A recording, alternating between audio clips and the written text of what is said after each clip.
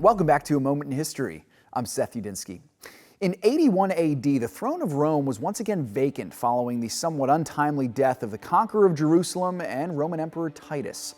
Historians have wondered in the centuries since if Titus's death, which was listed of natural causes due to a fever, was actually orchestrated by his estranged and much younger brother, the man who would take his place on the imperial throne.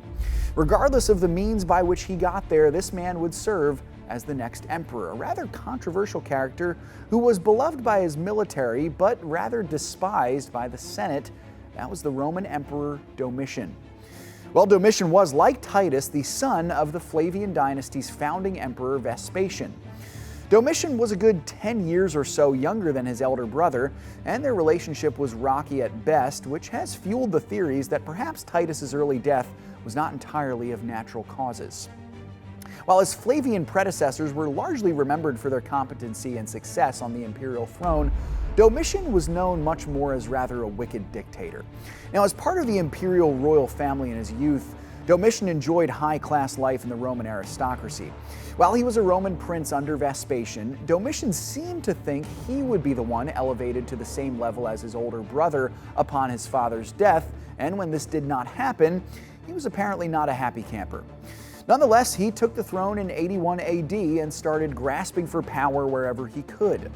He was famously decried by multiple rather famous Roman chroniclers, among them the author Tacitus. He quickly became an unpopular figure in Rome for two main reasons, the first being his efforts to minimize the Senate's influence, which made him an unlikable fellow among his Roman elites. Now, the second was his military success, which was minimal at best. He was not able to extend the empire's boundaries very significantly, partially because he simply wasn't interested in it, and also because he was simply not a very skilled leader.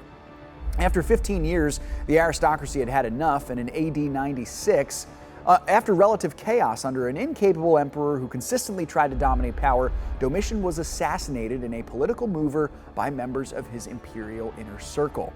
He was replaced on the throne by the Roman elder statesman Nerva shortly thereafter. Thanks so much for joining me once again for A Moment in History.